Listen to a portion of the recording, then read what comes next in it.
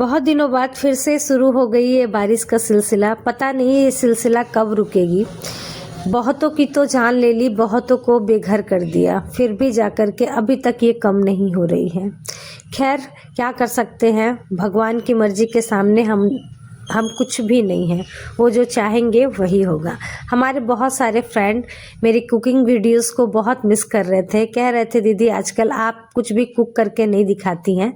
तो जैसा कि आप लोग जानते हैं कि मैं बहुत ही सिंपल सी हूँ और सिंपल सा हमारा खान पान हेल्दी तरीके से होता है। ऐसा बिल्कुल भी ज़रूरी नहीं है कि बारिश हो रही है तो हमें तले भुने चीज़ ही खानी चाहिए जो कि हमारी सेहत के लिए ख़राब हो। हम सिंपल सा भी खाना खा सकते हैं। तो ये व्लॉग है बुधवार का रात का। सुबह से मैं कोई भी व्लॉग नहीं बनाई क्योंकि मुझे लेडीज़ प्रॉब्लम होने वाली थी, जिसके कारण मेरी दिन भर तबीयत थोड़ी ठीक नहीं लग रही थी। ऊपर से कफ तो था ही मुझे, तो तबीयत ठीक नहीं लग रही थी, जिसके कारण मैंने व्लॉग नहीं बनाई थी। रात में थोड़ी बहुत मुझे शाम में यानी कि अच्छे लगने लगा था। मैं सोची चलो क्या बनाए, कुछ समझ में नहीं आ रहा था। तो वैसे ही शाम के 6 बजे बारिश होनी स्टार्ट हो गई।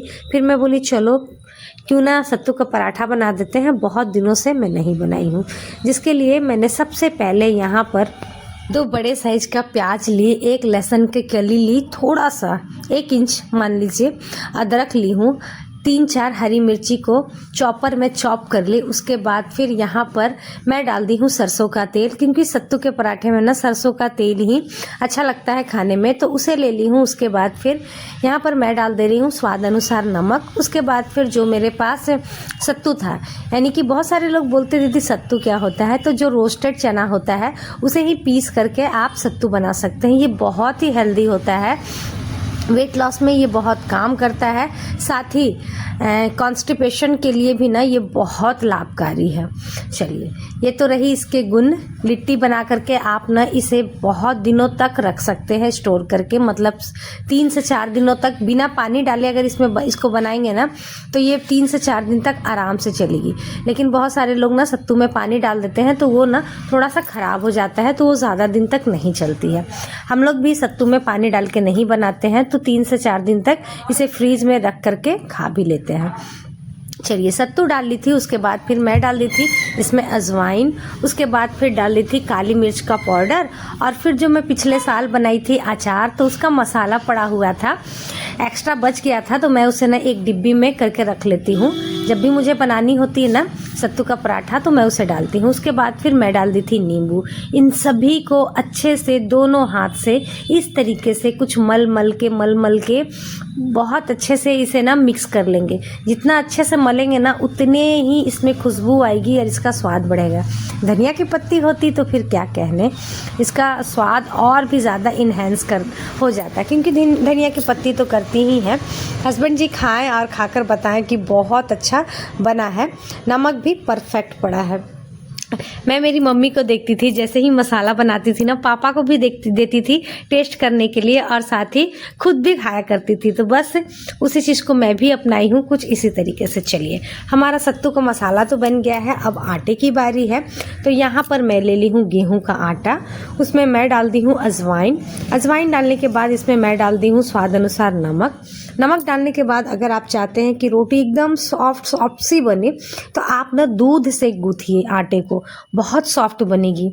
नहीं तो आप अगर रोटी बना लेते हैं सॉफ्ट तो आप इसमें थोड़ा सा घी का यूज़ कर लीजिए। हेल्दी रहना है तो थोड़ा सा घी का यूज़ कर लीजिए, नहीं तो बहुत सारे लोग तो रिफाइंड का भी यूज़ करते हैं और बहुत सारे लोग कुछ भी नहीं डालते हैं। आपकी मर्जी, आप जैसे कीजिएगा। उसके बाद फिर जा कर के इसे धीरे धीरे जिस तरीके से आटे गूंथते हैं वैसे गूंथना है बस।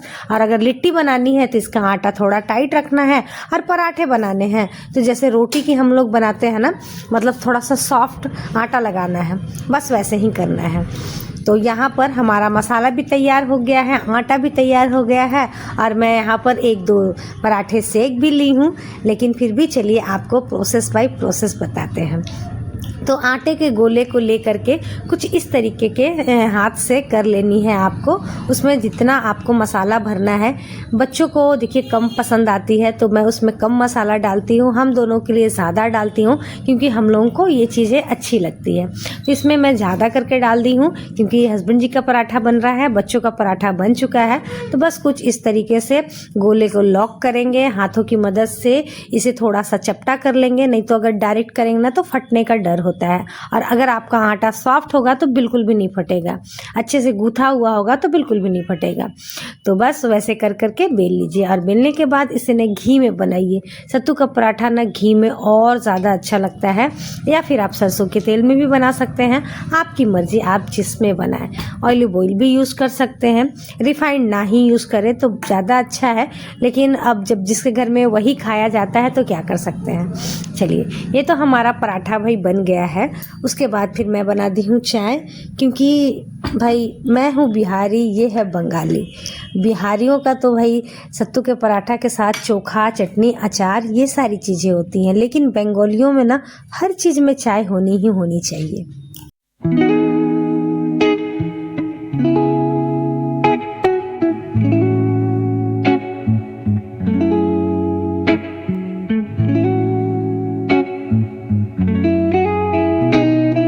जैसा कि मैं आप सभी को बोली कि भाई बंगालियों के लिए पराठे बने हैं और बिहारी के लिए यहाँ पर देख सकते हैं लिट्टी। सत्तू है तो लिट्टी भाई बननी ही है, चाहे जैसे बने लिट्टी बनेगी। हमारा तो भाई फेवरेट यही होता है। तो यहाँ पर मैं अप्पे पैन में मैं बना ली हूँ यहाँ पर लिट्टी और इन लोगों के लिए बना दी हूँ पराठे। तो चलिए सबसे पहले लगा लेते हैं हस्बैंड जी की थाली। दोनों बच्चे खा रहे हैं मस्त, उन लोगों को तो बस थोड़ी सी चाय दे दीजिए और उसके साथ पराठे दे दीजिए। देखिए, चाहे आप कितना भी कोशिश कर लीजिए, लेकिन घर वाले जो सबसे ज़्यादा खाते आए हैं बच्चों को वही पसंद आता है। तो इसकी दादी, बुआ लोग, पापा लोग, सारे लोग ना चाय के साथ ही ये पराठे वगैरह खाते हैं, तो बच्चों को भी ना वही पसंद आता है, या फिर थोड़ा बहुत कभी सॉस ले लेंगे। तो यहाँ पर हस्बैंड जी की डिमांड थी कि पराठे दे देना, मूंगफली की चटनी दे देना, चाय दे देना और प्याज दे देना। इस व्लॉग को ना, मतलब ये जो शॉर्ट्स है मैं फेसबुक में डालती हूँ। आप लोग जानते हैं कि मैं छोटे छोटे शॉर्ट्स फेसबुक में डालती हूँ। तो मुझे ना वहाँ पर कमेंट आया कि चाय के साथ प्याज कौन खाता है। जी बिल्कुल, चाय के साथ प्याज कौन खाता है?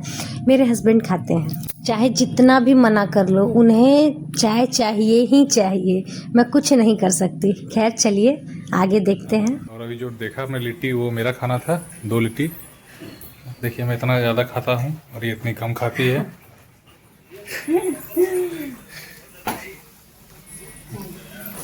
तो चलिए, रात का व्लॉग ख़त्म हुआ, ये सुबह का व्लॉग स्टार्ट हुआ है। तो यहाँ पर ना मैं ले रही हूँ करी पत्ता। जैसे कि आप सभी को मैं शेयर की, आप सभी के साथ मैं शेयर की कि मेरा थायराइड बढ़ गया है, तो अब मैं ले रही हूँ यहाँ पर करी पत्ता। बालों के लिए भी अच्छा है और साथ ही थायराइड के लिए भी कहते हैं बहुत अच्छा होता है। तो इसीलिए एकदम ताज़ी ताज़ी करी पत्ता थी, तो मैं सोची चलो ले लेते हैं, छीव कर लेते हैं। वैसे तो अच्छी नहीं लगती है, लेकिन फिर भी मैं ले ली हूँ यहाँ पर। अब भैया लापरवाही किए हैं तो भुगतान तो भुगतना ही होगा। तो सुबह सुबह, वैसे मैं मेडिसिन सुबह 5 बजे ही उठ करके खा लेती हूँ। उसके बाद फिर अभी करीब 6:30 बज रहा था, 6:30 बज रहा था, और यहाँ पर मैं बच्चों के लिए बना रही थी गर्मा गर्म वही सत्तू का पराठा ही बना रही थी। क्योंकि अभी एग्ज़ाम चल रहा है ना, तो एक का मिष्टी का रहता है जिस दिन, उस दिन सोनू का नहीं, और सोनू का जिस दिन रहता है उस दिन मिष्टी का नहीं रहता है। तो यहाँ पर गर्मा गर्म बना करके दे दूँगी इन लोगों का नाश्ता भी हो जाएगा, और उसके बाद फिर मैं लग जाऊंगी अपने घर के काम को करने के लिए। तो आज मैं सबसे ज़्यादा आप सभी के साथ बस ये रेसिपीज़ ही शेयर कर रही हूँ, क्योंकि ज़्यादा कुछ व्लॉग नहीं बना पा रही थी। थोड़ी सी तबीयत अभी ठीक नहीं चल रही है, जितना होना चाहिए उस तरीके से नहीं हो पा रही है, और बहुत दिनों से रेसिपीज़ वगैरह भी नहीं जा रही थी, ऐसे ही मैं डाल दे रही थी। सोची चलो आज क्यों ना शेयर कर लेते हैं। तो यहाँ पर देख सकते हैं कि आज मेरा मन हुआ कि क्यों ना कढ़ी चावल खाया जाए। कढ़ी चावल ना मैं बहुत सालों तक नहीं खाई थी डियर। कढ़ी चावल को लेके भी मुझे कमेंट आया था। एक भैया हैं सुशील भैया, उन्होंने कमेंट किया है कि बंगाल साइड में तो कढ़ी चावल बंगाली लोग नहीं खाते हैं। तो हाँ भैया, बिल्कुल सही कहा आपने, बंगाली लोग ज़्यादा करके कढ़ी चावल नहीं खाते हैं। लेकिन आजकल सोशल मीडिया का ज़माना है, आजकल सारे लोग एक दूसरे की रेसिपीज़ को अपनाते हैं और जो चीज़ें अच्छी लगती है ना वो चीज़ खाती हैं। मेरे घर में तो भाई बंगाली बिहारी का कॉम्बिनेशन है, तो आप समझ सकते हैं कि मतलब कैसा लगता होगा, कैसे नहीं लोग खाएंगे। तो बहुत सारी चीज़ें जो बंगाली रेसिपीज़ है जो कि मुझे बहुत अच्छी लगती है, मैं स्पेशली बनाती हूँ। और कुछ ऐसी चीज़ें हैं जो बिहारी लोग खाते हैं तो मैं उन लोगों को खिलाती हूँ। तो हस्बैंड जी भी तो पहले नहीं खाते थे लेकिन अब खाने लगे हैं। लेकिन मेरी सासू माँ अभी भी नहीं खाती हैं, उन्हें ना अच्छा ही नहीं लगता है। वो बोलती है नहीं, दही दूध डाला हुआ जो चीज़ होता है उन्हें उतना पसंद नहीं आता है, तो वो अभी भी नहीं खाती हैं। तो यहाँ पर देख सकते हैं हमारा दोपहर का आज का सिंपल सा खाना बनकर हो गया है तैयार। हस्बैंड जी को दे दी हूँ, उसके बाद फिर मैं यहाँ पर लगा रही हूँ मेरी थाली। तो आ जाइए, आप लोग को जिन्हें भी खाना है गर्मा गर्म खाना खा लीजिए। कढ़ी चावल और क्या मैं बोलूँ, अभी भी ना मेरे मुंह में पानी आ रही है, इतनी स्वादिष्ट बनी थी ना कि मैं क्या बोलूँ, बहुत बहुत बहुत ही ज़्यादा स्वादिष्ट बनी थी। तो खैर, आज का ये छोटा सा व्लॉग आप सभी को कैसा लगा कमेंट करना बिल्कुल भी मत भूलिएगा। साथ ही यहाँ पर मैं बनाई हूँ मूंगफली की चटनी, जिसे कि मैंने तड़का लगा दिया था करी पत्ता और सरसों के साथ। तो चलिए, आज का ये छोटा सा व्लॉग यहीं तक रहने देते हैं। कल फिर मिलते हैं नए व्लॉग के साथ, नई बातों के साथ, नई उम्मीदों के साथ। आप लोग हमेशा इसी तरीके से स्वस्थ रहें, मस्त रहें, तंदुरुस्त रहें और 32 बार के साथ हेल्दी रहें और अपना वज़न भी कम करते रहें। अच्छे से च्यू करके खाना है। चलिए मिलते हैं, बाय बाय। और बहुत बहुत स्वादिष्ट बनी थी भाई ये कढ़ी, देख करके ना किसके किसके मुंह में पानी आया है ज़रूर कमेंट कीजिएगा। ज़रूर देखना चाहती हूँ मैं किसको किसको लुभा पाई हूँ इस कढ़ी चावल के साथ। मिलते हैं, बाय बाय।